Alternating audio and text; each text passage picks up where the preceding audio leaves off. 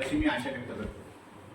तर सर, आजचा विषय असा आहे, प्रधानमंत्री आवास योजना. प्रधानमंत्री आवास योजना अनुदान फसवणूक ऐवज नियमबाह्य दुसऱ्याच्या भूखंडावर त्यांनी घर बांधलेला आहे. स्वतःचा भूखंड अजूनही आस्थाक आहे, खाली कोरा ठेवलेला आहे भूखंड, आणि दुसऱ्याच्या भूखंडावर त्यांनी PMAY 2,50,000 घेऊन बांधकाम केलेले आहे. PMAY ची केस पूर्ण महानगरपालिकेमध्ये आम्ही RTIच्या मार्फत पूर्ण PMAY ची केस काढलेली आहे.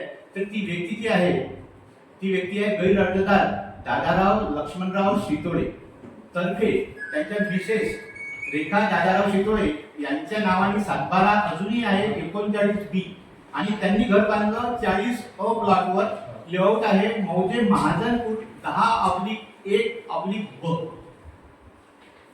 आणि त्यांनी तिथेच न थांबता अजून दुसऱ्याही प्लॉटवर मागून 30 फूट एन्क्रोचमेंट केलेला आहे वैशाली चंद्रकांत पाटील यांच्या प्लॉटवरती. आणि ते बाकीच्याही लोकांना मिसगाईड करून की आपली लाईन बॉय ही 30 फूट मागे आहे असं चुकीचा संदेश आदेश देत आहे.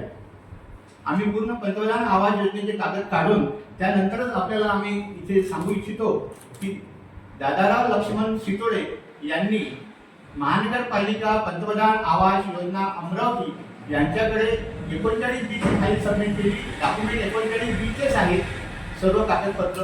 त्याचा पंचनामा झाला, स्पॉट व्हेरिफिकेशन झालं. जेव्हा आपण 1 लाख देतो तेव्हा महानगरपालिकेचे 2 खालीचे भाजी बाजाराचे इंजिनियर लोक तिथे जातात आणि स्पॉट पंचनामा होतो. तो एकाकी झालेला आहे, आणि त्यांनी 2022ला हे कर्ज घेतलेलं आहे. 2 लाख कर्ज नाही, पंतप्रधान आवास योजनेची सबसिडी किंवा लाभ म्हणतो आपण. आणि 39B वरती आहे, आणि त्यांनी ऍक्च्युअली घर बांधलं आहे दुसऱ्याच्या प्लॉटवर 40.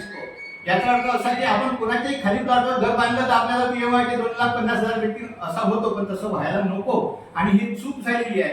ते PMAY चा जो अनुदान लाभार्थी दुसऱ्याच्या प्लॉटवर घर बांधतो, म्हणून आम्ही महानगरपालिकेलाही प्रशासनावर प्रश्नचिन्ह झालेला आहे की आपण आम्ही गेल्या 2 वर्षापासून याच्या मागे आहे, पण फेब्रुवारीपासून आम्ही कंप्लेंट्स करत आहे.